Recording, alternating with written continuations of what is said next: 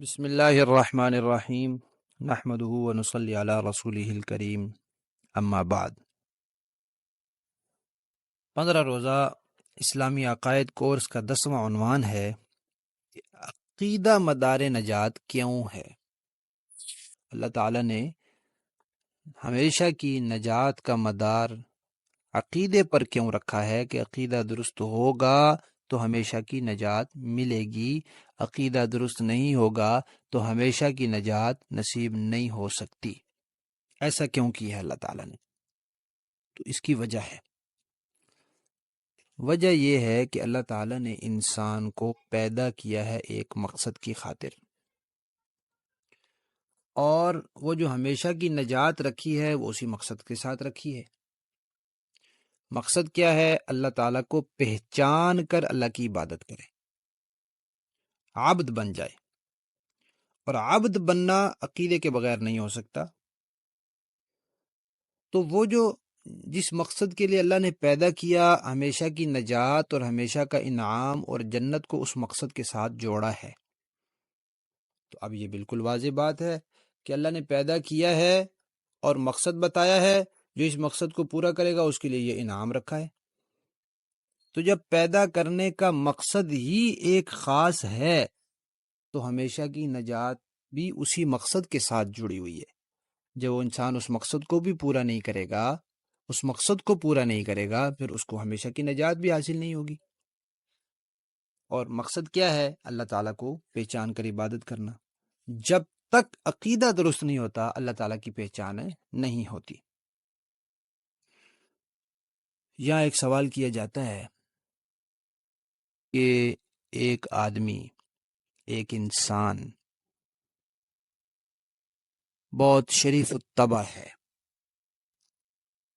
دیانتدار ہے، لوگوں کے ساتھ ہمدردی رکھتا ہے، انسانیت کی خدمت کرتا ہے، اور رفاہی کاموں میں بڑھ چڑھ کے حصہ لیتا ہے۔ اس کی ایمبولینسیں چل رہی ہیں، اس نے لنگر خانے بنائے ہیں، اس نے اسپتال بنائے ہیں، اس نے غریبوں کے لیے بڑے انتظامات کیے ہیں۔ یہ سارے کام اس نے کیے، اللہ کی مخلوق کو اسے اتنا فائدہ پہنچا، لیکن وہ خود آخرت میں ہمیشہ کے لیے دوزخ میں رہے گا۔ یہ کیا بات ہوئی؟ تو اس کا جواب یہ ہے کہ اصل چیز جو ہوتی ہے وہ ہوتا ہے حیثیت تسلیم کرنا۔ ایک آدمی اپنے والد صاحب کو کہے جی میں آپ کے لیے پانی بھی بھر کے لاؤں گا، آپ کے پاؤں بھی دباؤں گا، لیکن میں تینوں پیو مندہ کوئی نہیں، میں آپ کو اپنا والد سمجھتا نہیں ہوں، تو پھر والد اس سے خوش ہوں گے؟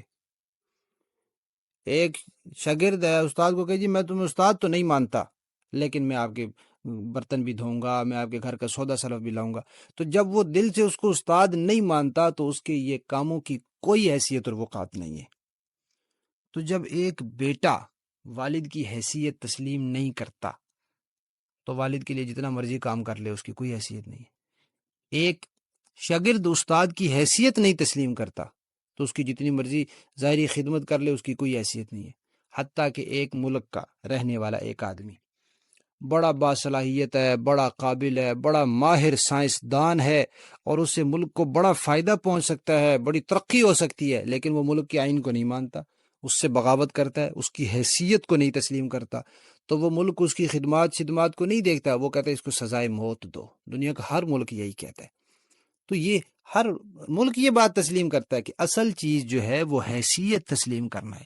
تو انسان جو اللہ تعالیٰ کی واقعی حیثیت نہیں مانتا، اور جن چیزوں کو اللہ تعالیٰ نے پیدا کیا ہے جو ہمارے دین سے تعلق رکھتی ہیں ان کی حیثیت نہیں تسلیم کرتا، تو پھر وہ جتنے مرضی اچھے نظر آنے والے کام کرتا رہے، انسانیت کی خدمت کرتا رہے، ان کی کوئی حیثیت اور وقعت نہیں ہے۔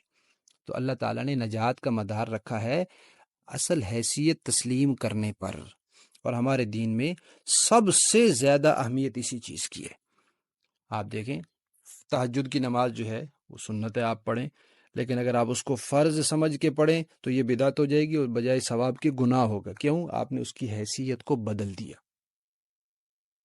ایک کام حرام اور ناجائز ہے، اگر انسان وہ کرتا ہے اس کو گناہ ہوتا ہے، لیکن اگر اس کو حلال سمجھ کے کرے گا انسان کافر ہو جائے گا۔ کیوں؟ حیثیت کو بدل دیا۔